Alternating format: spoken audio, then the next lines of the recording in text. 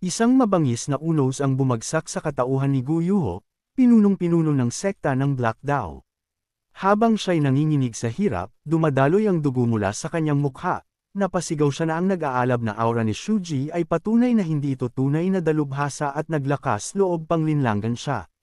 Sa gitna ng pagkabigla at hapdi, hindi maunawaan ni Gu Yuho kung paano nalupig ng isang tila second-rate na eskrimador ang kanyang kapangyarihan. Dahil nararamdaman nito ang kakaibang sensasyon mula sa sugat na kanyang tinamo at para bang naapektuhan ang kanyang mga nararamdaman at nakikita. Kumislot sa kanyang isipan ang hinala na baka gumamit si Shuji ng isang tusong panlilinlang sa huling hampas nito. Nakatindig si Shuji sa harapan ni Gu Yuho, taglay ang damamyong dugong aura, habang nababalot naman ng dugo ng pinuno ng Black Dao sect. Sa isang mapanuyang tinig, nagpasalamat si Shuji kay Gu Yuho. Inaamin na kung sa karaniwang paraan, magiging mahirap itong kalaban, subalit dahil sa kamangmangan at maling pag-aakala nito, naging higit na magaan ang lahat para kay Shuji. Mga aninong dugo na taglay anyo ng mga nasawing tauhan ng Black Dao sect, ang lumitaw sa tabi ni Gu Yuho, tinatawag ang kanilang pinuno upang samahan sila sa kamatayan. Sa isang sigaw ng mariing pagtutol, nagpakawala si Gu Yuho ng desperadong pag-atake. Ngunit magaan at walang kahirap-hirap lamang itong iniiwasan ni Shuji, isang malinaw na patunay ng kanilang napakalaking agwat sa lakas. Sumalpok sa kawalan ng talam ni Gu Yuho, at sa sindik at puot, siya'y napasigaw. Sa isang kisap mata, gumanti si Shuji ng isang hampas na kay bilis na parabang kidlat na tumama sa kaliwang braso ni Gu Yuho. Napamira sa galit si Gu Yuho at sinubukang gumanti ng mga atake subalit di man lang nahirapan si Shuji sa pag-iwas para bang isang tubig sa batis sumasabay lang sa daloy.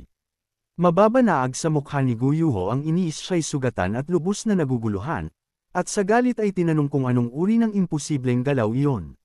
Sa kanyang isip, kumikislap ang kabal-iwang pangunawa na ang estilo ni Shuji ay mabangis ngunit kalkulado, tila isang mamamatay tao. Subalit taglay ang kahusayan ng isang tunay na maestro. Hindi niya mabasa ang galaw ni Shuji, na worry nilikha para sa purong pagwasak, idinisenyo upang pumatay ng sinumang kalaban sa alinmang kalagayan. Sa kanyang paningin, si Shuji ay kahalintulad ng isang demonyo na sumilang mula sa pinakailalim ng larangan ng digmaan. At sa huli, pinakawalan ni Shuji ang isang malupit na atake na parang gumagamit ito ng sibat, mula sa harapan gamit ang kanyang sandatang buto. Sa tindi ng puwersa, lumipad si Gu Yuho at bumulagtas sa pader. Sa pag-alog ng paligid, nagliparan ang mga kalapit na kasulatan sa hangin. Mabilis na sinunggaban ni Shuji ang isa sa mga lumulutang na papel, at ginamit iyon upang ilantad ang kasuklam-suklam na mga kasalanan ni Gu Yuho. Ang pagdukot sa mga walang malay na kababaihan upang ipagbili sa mga bahay aliwan, ang pangingikil ng salapi upang itatag ang Black Dao sa kasalukuyang lakas nito, at maging ang pagkakabaon nito sa napakalaking utang sa Tiger Enforcement Bureau. Si Gu Yuho ay gumagapang at dumudungaw sa alikabok, umiiyak at nagmamakaawang parang isang sugatang hayop sa harap ng makapangyarihang mandirigma. Paulit-ulit niyang ipinapangako na gagawin niya ang lahat, handang magpakumbaba, basta lamang patawarin at buhayin siya. Mariin niyang sinasabi na kailanman ay hindi na niya uulitin ang kanyang mga kasamaan kung si Shuji ay magpapakita lamang ng habag.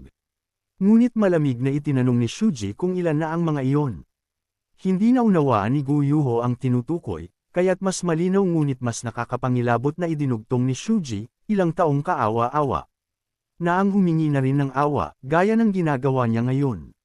Napasigaw si Gu Yuho sa tindi ng takot, luhay dumadaloy sa kanyang pisngi habang patuloy ang walang saysay na pagsusumamo.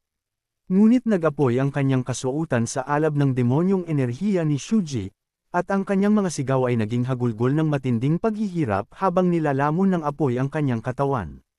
Itinaas ni Shuji ang sandatang buto, malamig na nagwika na kahit paano'y mababawasan ang pighati ng Tiger Enforcement Bureau. Sa gitna ng kanyang pagliyab, napagtanto ni Gu Yuho na may kaugnayan si Shuji sa naturang pangkat, at marahil siya mismo ang ugat ng lahat ng kanilang pinakahuling kaguluhan. Ngunit bago niya lubos na maisip ang katotohanan, bumulusok na ang sandata ni Shuji, tuluyang tinapos ang kanyang buhay. Tumulo ang dugo mula sa dulo ng sandatang buto, at ilang saglit na binalot ng mapula at mabangis na aura ang katawan ni Shuji bago iyon tuluyang naglaho. Nakatayo siyang tuwid, pinagmamasdan ang nag-aalab na katawan ni Gu Yuho, na ngayoy kumpirmado niyang siya nga ang pinuno ng Black Dao Sect. Tahimik na tumalikod si Shuji, iniisip na ang pagkamatay ng lalaking iyon ay may saysay din. Sa paglapit niya sa pintuan, narinig niya ang mga tinig ng mga tauhan ni Guyuho sa kabilang panig. Dahan-dahan siyang lumapit sa pintuan, hinahanap saan nanggaling ang mga tinig. Pagbukas niya, agad siyang namataan ng mga ito. Isa'y nagtanong ng galit kung sino siya, habang ang isa na may sumigaw ng utos na patayin siya kaagad, walang pakialam kung sino man siya. Tumingin si Shuji ng diretso sa kanila at malamig na nagwika na tila magiging mahaba ang gabing iyon. Kinabukasan, umuugong ang pamilihan sa usap-usapan. Ang isang lalaki ay nagsabing ang bali-balita raw ay narinig niya mula sa dating nagtatrabaho sa Black Dao Sect. Isang lalaki ang nagkwento na nalipol kagabi ang buong Black Dao Sect at tinupok ang kanilang kuta. Nabigla ang kanyang mga kasama, subalit kaagad ding sumang-ayon na karapat-dapat lamang ang mga ito. Idinagdag niya na pati ang Tiger Pit Sect ay labis na napinsala dahil sa pagbili ng Black Dao ng kanilang mga utang mula sa Chenjuang, at palagi pang pumupunta sa Tiger Pit ang mga ito at nanggugulo. Ngayon raw ay salamat sa tumapos sa Black Dao Sect dahil wala ng halaga ang mga utang, mas maginhawa na ang kalagayan ng Tiger Pit. Nag-umpukan ang mga tao, nagtatanong kung sino ang mandirigmang iyon, tinatawag siyang tunay na bayani ng lalawigan ng Anhui. Ngunit biglang may isang malaking lalaki na sumigaw kay Shuji, galit na galit, kung natapos na ba niya ang paglilinis ng dumi ng kabayo. Pinagkalooban lamang siya ni Shuji ng malamig na tingin, bagay na lalo pang nagpagalit sa lalaki. May problema ka ba? Senggal nito. Sa isip ni Shuji, napabuntong hininga siya, tinatansya kung ipapakita ba niya ang gintong pananda upang tapusin ang abalang iyon, ngunit nagpasya siyang huwag muna. Paalala sa sarili na kailangan niyang magkubli hanggat hindi pa tapos ang usapin sa angkan ng Jiao. Busog na ako sa ugali mo, bulyo ng lalaki, kita sa mukha nito ang sobrang galit at namumula na ito para bang sesebog na. Mas mabuti pang matuto kang makinig kapag kinakausap ka. Dagdag pa niya, ngunit bago pa sumiklab ng tuluyan ang galit. Isang kalmadong tinig ang narinig, at agad na nakilala iyon ng malaking lalaki. Sa gitna ng pag-aalab ng usapan, isang dalagang may tinig na mahinahon ang pumagitna, hinimok ang mga lalaki na huwag gawing pantirya ang bagong solta. Napako ang tingin ni Shuji sa kanya, worry na bighani sa mismong sandaling iyon. Ipinaliwanag ng dalaga na bagamat hindi siya pamilyar sa kanilang mga kaugalian, marapat lamang nabigyan ng kaunting konsiderasyon ang mga bagong recruit. Tanong niya kung sang-ayon ba sila. Ang dambuhalang lalaki, na napangiwi at napakamot sa hiya, ay agad na tumugon na hindi naman ganoon ang nangyayari. Pilit niyang idinugtong na si Shuji kasi tila ayaw makinig sa anumang sabihin niya. Ngumiti ng banayad ang dalaga at sinabing si Shuji bata pa, marahil unang beses pa lamang humawak ng ganitong gawain, kaya dapat silang magpasensya at turuan siya. Nagkibit balikat ang lalaki at pabirong inusal na baka si Shuji isa lamang palaboy na lilisan din agad. Ngunit sagot ng dalaga, may kasabihan silang kahit ang simpleng pagdampi ng manggas ay tanda ng kapalaran, kaya dapat pahalagahan ang bawat ugnayan, sapagkat hindi mahuhulaan ang takbo ng buhay. Maaaring sa isang malayong lugar, muling magtagpo ang kanilang landas at maging mag-anak pa. Sa isip ng dambuhalang lalaki, imposibleng mangyari iyon, hindi na niya muling makikita si Shuji. Sa isip naman ng isa pang lalaki, sino ba namang tao ang gusto umalis sa Anhui Province? Muli namang tumingin ang dalaga kay Shuji at tinanong kung siya nga ba ang bagong dating. Itinaas ni Shuji ang kanyang mga mata upang salubungin ang titig niya. Mayanhing winika ng dalaga na kung may manggahas mang pahirapan siya, dumulog lamang ito sa kanya at siya na ang bahala, saka tinanong kung naunawaan niya. Napako ang tingin ni Shuji, tila Jin Aisang ang mga alaala.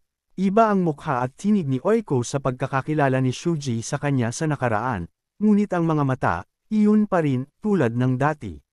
Napangiti siya ng banayad, iniisip na si Oiko hindi nagbago kahit kaunti. Habang papalayo na si Oiko, tinawag siya ni Shuji at sinabi na kung may manggahas mang umapi sa kanya, siya ang lapitan. Sandaling napatigil si Oiko, tila nagulat, ngunit bago pa siya makasagot. Sumigaw ang dambuhalang lalaki, tinawag si Shuji na hanggal sa kanyang kapangahasan sa dalaga, sinigaw nitong sino kang lapastangan para kausapin ng ganyang ang young lady. Subalit si Oiko ngumiti lamang ng may lamang at sinabing tutuperin niya iyon, dahil sa naiinig ay napangiti na rin si Shuji habang ito'y nakapikit. Kinagabihan, sa ilalim ng malamlam at may kalansikang liwanag ng buwan, nagtungo si Shuji sa pandayan. Maingat niyang binuksan ang pintuan at natuklasang wala ang panday, ngunit nakahanda roon ang lahat ng armas na ipinagawa niya. Hindi na siya nag-aksaya ng oras at sinuot ang bawat isa, mahigpit na hinawakan ang bagong sibat. Mahinang tinig ngunit puno ng bigat ng panata, sinabi niyang naipaghiganti na niya ang mga mandirigmang nag-escort at ang panday. Muling nagliyab ang kanyang diwa. Sa mga mata niyang kumikislap sa dilim, idineklara niyang panahon na upang tugisin ang pumatay sa kanyang sworn brother na si Oiko.